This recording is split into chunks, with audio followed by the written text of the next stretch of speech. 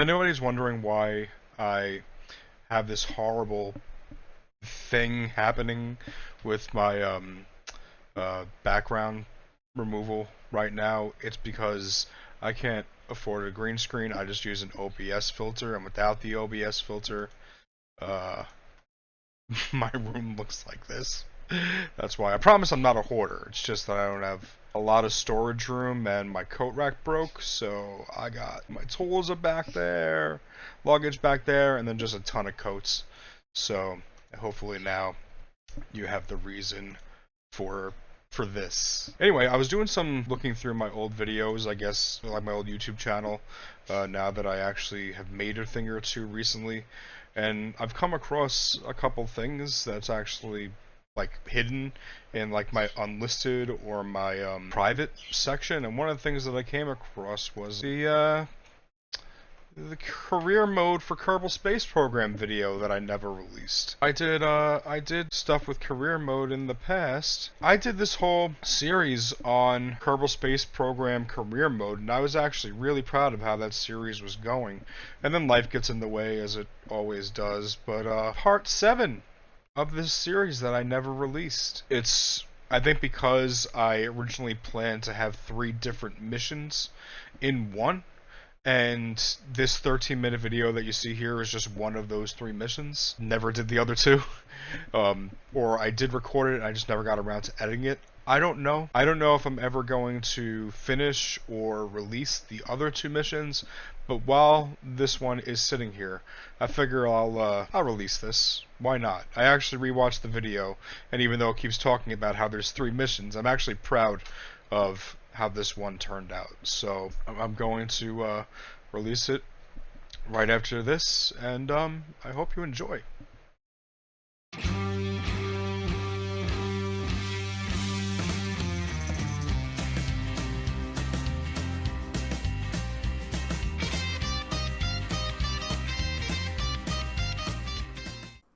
Good morning, Vietnam, and it's been a dog's age since I've spoken to you, but I told you that I didn't forget, and I told you what we were doing. Because I needed more science to complete the space station mission that I was thinking about, I decided to do a science mission to DUNA instead of doing something that was a lot easier and more boring.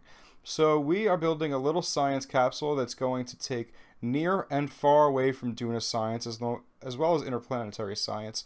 And I originally was going to bring Jebediah Kerman, which is why I needed a bunch of science experiments around the rear and all that. But you'll see that that was not quite possible because I forgot that I didn't have the large fairing. But it's going to basically go to DUNA.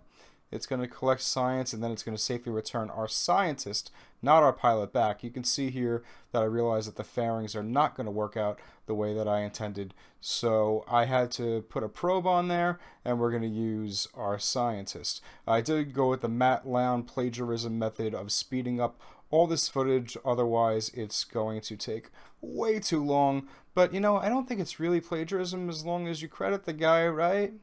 Yeah. You know, I know that I'm no Matt Lown. I don't have the talent nor the sheer animal magnetism of Matt Lown. I'm not man enough to drink whiskey. But I figured, you know, I like his style for this mission because it is a 90-minute long mission and we have a lot of stuff to get to. You saw me build the science capsule, and this is me building the booster that's going to get us there. First of all, we're going to take that skipper engine and we're going to use that for our interplanetary transfer. I think we also use that to circularize, and now you'll see me faffing around a little bit trying to get the perfect booster configuration. I play with a lot of ideas and we finally settle on one that works. But I said that this is going to be more than one, so this is not the first DUNA mission. I mean, the only DUNA mission. I can't talk. What else is new? But we're going to do 3. We're going to do this one, which is going to be the one where we show you basically everything there is when it comes to transfers and all that. I'm probably not going to show you that for everything. I don't know, because I'm tired and I'm only recording the first mission right now. I didn't record everything else. This is me getting my transfer window set up, looking all nice, thinking that I have a completed ship. It turns out that I don't quite have a completed ship. the way that I thought I did, because I forgot that I switched from a pilot to a scientist. So here we are again. I realized that I need communication in order to get this to work. So I'm putting that big old thing, the big antenna on top, that's going to serve as a little communication when we're in deep, deep space. I got all the way into interplanetary space. I lost communication, and then I went, oh no, that's bad. But we're finally ready to launch. I'm going to speed this up too because it's a very basic launch. This is a fairly stable ship, and getting it into orbit was not particularly hard. God, I don't know how Matland does this. The whole talking while looking over your own footage thing is really hard, especially when I'm using a Sony Vegas preview window, and the pixelation is so bad I can't see anything. So when I guess the things where I'm, would like to read precise numbers and stuff, like on the bottom of the screen and all that, I'm just not going to be able to do that for you guys. So I'm fairly winging it, but there we are getting my circularization. There it is. We're popping our fairings, we're getting our solar panels out, and we're completing that burn.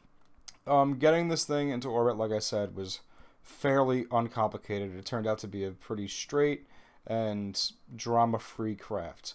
What's not drama-free is getting a transfer window. I cut a lot of me faffing around with these maneuver nodes out because you didn't want to see that. As I did more and more DUNA missions, I got better with it. But for now, I ultimately settled on just getting my close approach markers close enough, and then doing a correction burn when I'm in interplanetary space in order to get the actual encounter with DUNA, and then doing another burn to plan my actual approach. Here is us doing that interplanetary burn that I have mentioned. It takes a while, and you really need a perfect transfer window in order to get it really nice. I mean, you could brute force a lot of it, but it's just going to waste fuel. It's nice to have a good transfer window. Luckily, Kerbal Engineer is a thing, and it'll tell you the exact transfer window you need. And basically, after that, you just got to know what side to launch from. It's probably going to be close to your apoapsis or periapsis, and you can use a lot of the same tricks that I explained when it came to the moon. This is me planning my actual approach with DUNA, and yeah. So I think there's no shame in getting your close approach markers close when you're in Kerbal orbit and then correcting it. But there it is, and this is just me completing that burn as we get closer and closer to encountering DUNA. And there it is. I believe, again, I can't quite see, but now I'm going to plan the maneuver that's actually going to get us into a close orbit. Or so I thought. I misremembered what near DUNA science is, so I actually did this approach too far away from where I should have done it. That was a bit of a boo-boo on my part, but we'll see that we had enough delta V that I was able to correct that, and we got all the science that we needed. It was fortunate, though, because, sometimes mistakes can happen, and this is an over-engineered craft, but it's not a ridiculously over-engineered craft like my moon mission was. This is me doing the burn to get a nice approach with the planet. And this is the first time we ever did any kind of interplanetary mission, and that's exciting. I'm planning the circularization, which I thought would be, again, that it would all be near DUNA. I messed it up. Talking to you, I kind of forgot again. I think within like 140 kilometers is near DUNA science. It might be even less than that because I think its atmosphere starts at like 50 kilometers. I'm doing interplanetary science now, and you can see that my little Kerbal, I didn't set the camera right or something, but he was not correcting with me, cooperating with me, sorry. And this turned out to be quite a mess trying to collect all this science and get back to where I was. And I'm sorry if I sound a little nasally. I mean, besides my Brooklynese, getting over a little bit of a cold, but the work never stops except when it does, because I haven't actually worked on these videos in quite a while. So I wanted to slow this down so you can get our first look at the planet. Didn't it look lovely?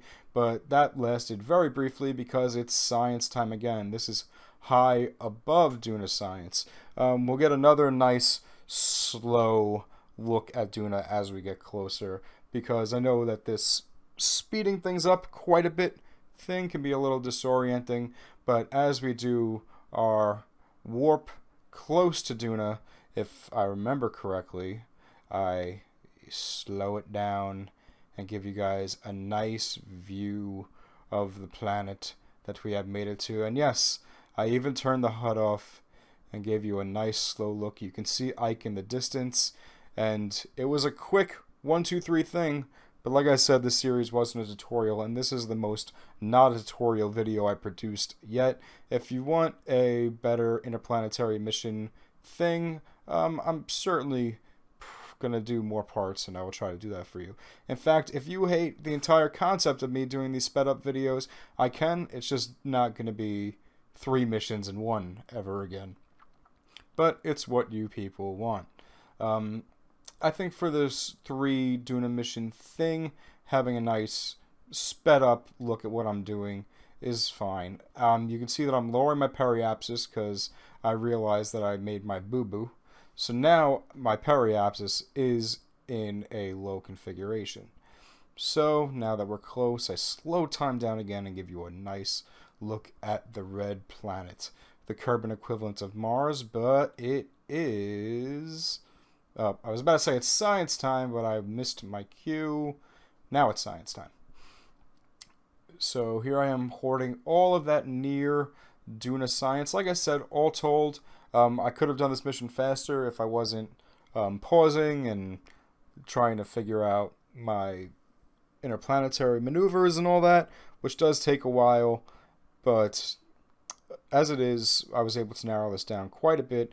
Got all the science, and that's pretty much that. Now it's about fast forwarding past me getting the proper transfer window, because that took forever, and getting our butts back to Kerbal. So here we go. I'm planning my maneuver with Kerbal. I believe once again with this, I did a get close enough style thing, and then do a correction burn in interplanetary space. Here is that burn, and this burn took a while. The maximum speed that Sony Vegas is allowing is 4 times speed, and this right here still is about 30 seconds plus worth of footage, because the nuclear engine, which I'm using for this last stage, is not the most thrust. Even with a payload like this, which is not gigantic, I mean, it's sizable, but it's not, you know, the 2.5mm parts.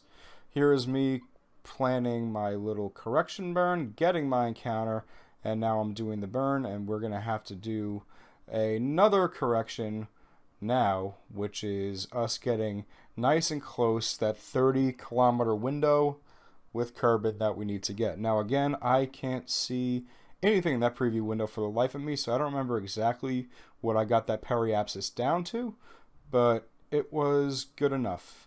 We'll see that this is a Markout TV video, so not everything about the approach went particularly smoothly, because I tend to screw up. But here is that burn, and this is not where I screw up. See if you can figure out where it is. I mean, I'll tell you when it happens, but see for yourself if you can figure out where I screw up. There's me detaching my stages as we got close to our encounter with Kerbal, and I'm getting rid of all that excess payload, pointing retrograde. And did you figure out where I screwed up? Yes, I have no control because I got rid of the antenna. I thought I'd be at least able to steer the craft with the scientist, but nope, I have to just hope that the aerodynamic drag will point the heat shield in the right place. Does it? Yes, thank God. Gravity helped me out there. I literally could not point my capsule, but gravity pointed it for me. And thankfully, it all turned out a-okay in that regard. But as I look into the distance, you'll see those mountains coming up, and I was like, really? All this stress, an hour, hour and a half worth of work, and I'm going to crash into a mountain. But not quite. The horizontal velocity got killed enough that we are going to land safely in the Wawa. But That was stressful for a time, but at least we didn't die. We're okay. So, in coming up on the 13-minute mark of this video, we did an entire tuna mission. It took me an hour and a half. It only took you guys 13 minutes. So, I would say that's not so bad. I had to speed this up again because we have a lot to get to, but you can watch me splash down, and we'll see what science we got from that little horde mission to DUNA space. And I can't see it, but you can see it. It's about 1,000 science, right? Like 997, I believe, was the science I got. So that is a successful mission, and on to the next one.